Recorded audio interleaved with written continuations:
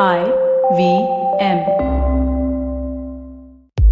Today, to travel, technology is a really important part in navigating to different destinations. Are you aware that AI is a huge part of online navigation? You learn something new every day when you have an Intel-powered PC. Intel's Digital Readiness Program is here to empower everyone with the skill sets, mindsets, and tool sets to use in an AI-fueled world. So you can be ready to develop AI for even sports if you want to. As part of Intel's AI for Youth program, Intel's been working with the CBSC, Ministry of Education, and the Government of India to empower today's youth to build social impact solutions while demystifying what exactly AI is. How do you take advantage of this? Purchase an Intel Core-powered PC and you get free access to 80+ hours of immersive and hands-on training about AI. On completion of the program, along with the certificate, you get access to AI toolsets, allowing you to put what you learned to good use. So don't wait. Log on to futurebanawonderful.intel.com. Future Banaw Wonderful by bringing home an Intel-powered PC.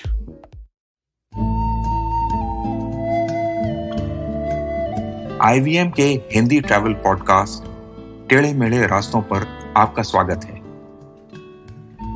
टेढ़े मेढ़े रास्ते ही क्यों?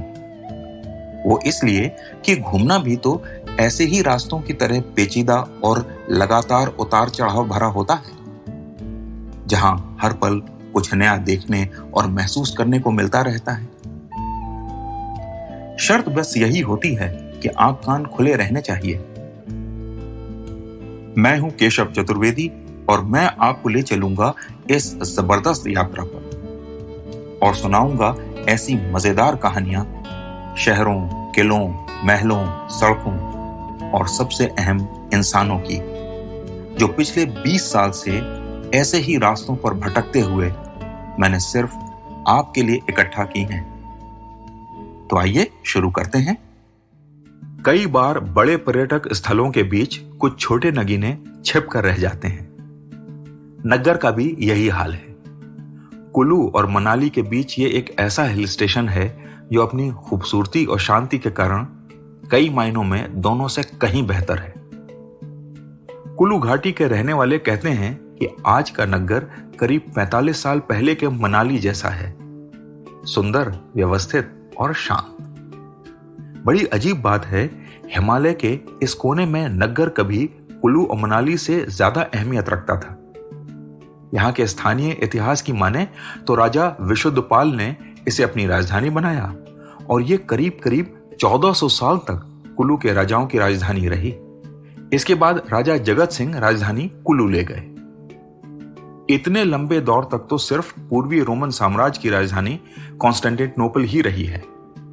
अब हम सब इसके बारे में तो जानते हैं, लेकिन नग्गर के बारे में कोई नहीं जानता। खैर, ये रोना तो हर समय चलता रहता है। आइए नग्गर वापस लौटते हैं। ये छोटा सा शहर आजकल आर्टिस्टों, लेखकों और प्रकृति में यूं ही घूमने वालों के बीच बहुत लोकप्रिय हो रहा है।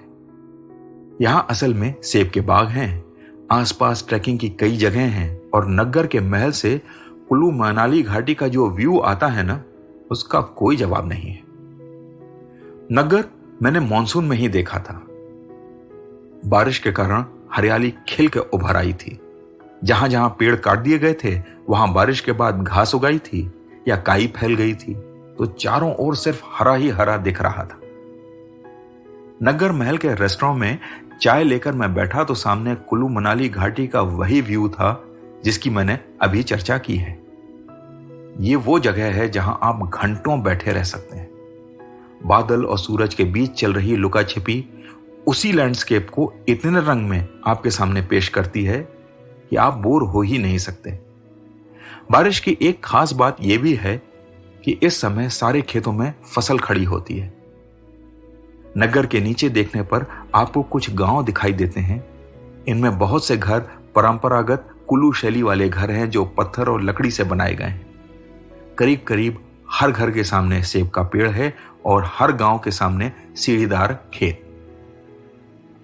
जिस समय मैं वहां था तो उन खेतों में धान की फसल लगी हुई थी। सीढ़ीदार खेतों में लहलहाती धानी रंग की फसल, उसके बाद चीड़ के पेड़ों की दीवार जो ऊपर नग्गर महल तक आ रही थी। ऐसा नजारा कि आपका मन करे कि बस पहाड़ी से उतरें और इन्हीं गांवों में कहीं जाकर रहने लगें।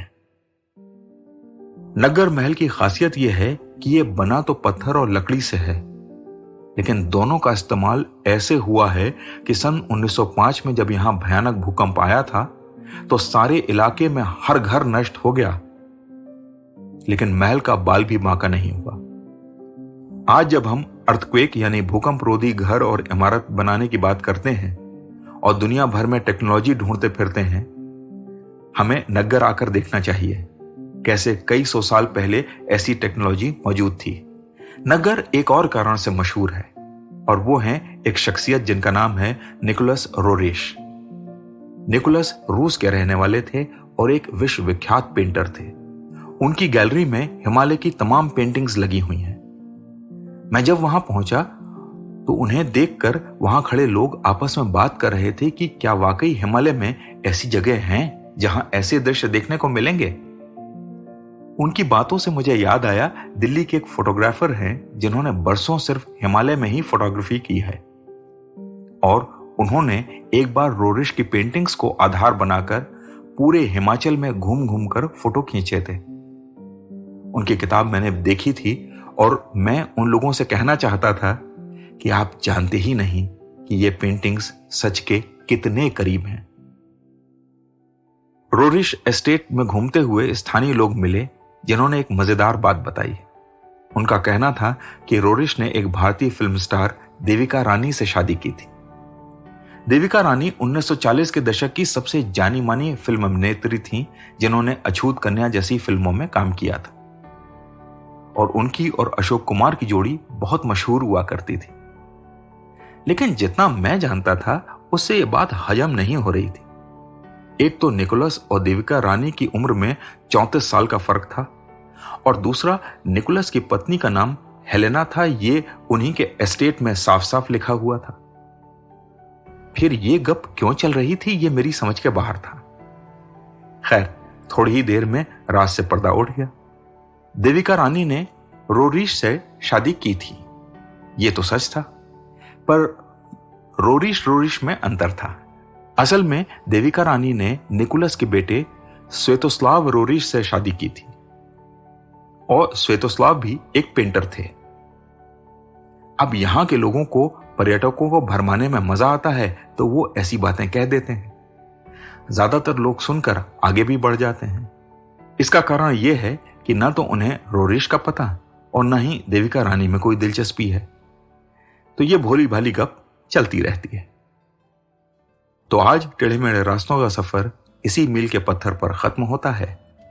अगली कड़ी में फिर किस्सों के एक नए मोड़ पर मिलेंगे और वहां से नए मील के पत्थर तक साथ चलेंगे। और हां, अगर आपको ये पॉडकास्ट पसंद आया हो तो अपने दोस्तों और परिवार वालों से शेयर भी कीजिए, क्योंकि सफर का मजा तो साथ चलने में ही है।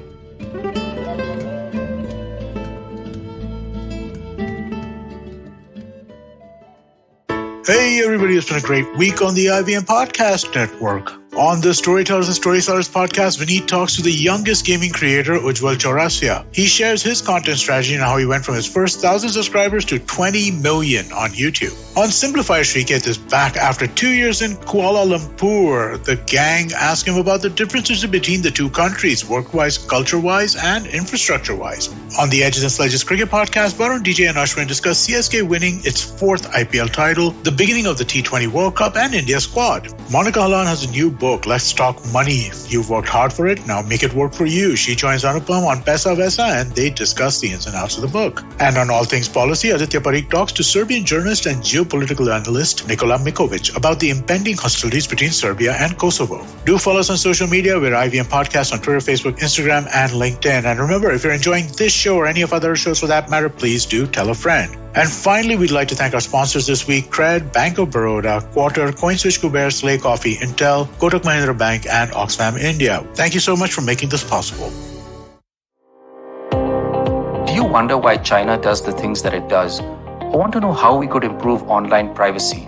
Or perhaps you're thinking about how we can kickstart India's economy? If you'd like to search for the answers to such questions, check out All Things Policy, a daily public policy podcast that covers everything from employment figures to aircraft carriers. Tune in from Monday to Friday for new episodes and fresh takes.